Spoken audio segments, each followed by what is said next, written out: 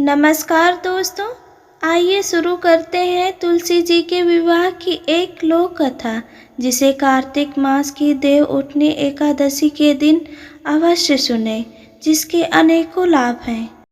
तुलसी विवाह के संबंध में प्राचीन ग्रंथों में कई कथाएं दी गई हैं। एक ग्रामीण कथा के अनुसार एक परिवार में नंद भाभी रहती थी। नंद अभी कुंवारी थी। वह तुलसी की बड़ी सेवा करती थी, पर भाभी को यह सब फूटी आंख नहीं सुहाता था। कभी कभी तो वह गुस्से में कहती थी कि जब तेरा विवाह होगा तो तुलसी ही खाने को दूंगी या तुलसी ही तेरे दहेज में दूंगी। यथा समय जब नंद की शादी हुई तो उसकी भाभी ने बारातियों के सामने तुलसी का गमला फोड़ कर रख दिया। भगवान की कृपा से वह गमला स्वादिष्ट व्यंजनों में बदल गया। गहनों के बदले भाभी ने नंद को तुलसी की मंजरी पहना दी तो वह सोने के आभूषणों में बदल गई। वस्त्रों के स्थान पर तुलसी का जनेऊ रख दिया तो वह रेशमी वस्त्रों में बदल गया।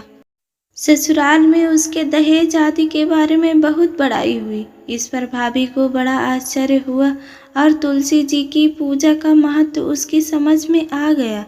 भाभी की एक लड़की थी। वह अपनी लड़की से कहती कि तू भी तुलसी की सेवा किया कर, तुझे भी बुआ की तरह फल मिलेगा। पर लड़की का मन तुलसी की सेवा में नहीं लगता था।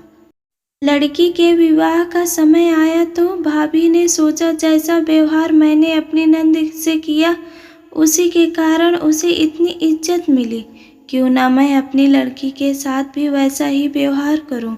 उसने तुलसी का गमला फोड़कर बारातियों के सामने रख दिया, परंतु इस बार मिट्टी मिट्टी ही रही। मंजरी व पत्ते भी अपने पूर्व रूप में ही रहे तथा जनेऊ जनेऊ ही रहा।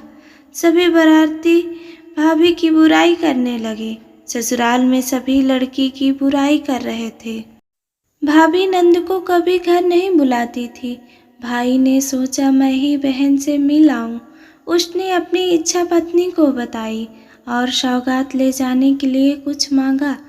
भाभी ने थैले में ज्वार भरकर कहा और तो कुछ है नहीं, यही ले जाओ। वह दुखी मन से चल दिया। भला बहन के घर कोई ज्वार लेकर आता है। बहन के नगर के समीप पहुंचकर उसने एक गौशाला में गाय के सामने ज्वार का थैला उलट दिया। अब गौपालक ने कहा, हे भाई, सोना मोती गाय के आगे क्यों डाल रहे हो। भाई ने उसको सारी बात बता दी तथा सोना मोती लेकर प्रसन्न मन से बहन के घर गया। बहन बड़ी प्रसन्न हुई। कथा को लोक श्रुति यह है कि तुलसी की सेवा से दाम्पत्य जीवन सुंदर और प्रगाढ़ होगा। अतः तुलसी विवाह के दिन यह लोक कथा अवश्य सुननी और पढ़नी चाहिए।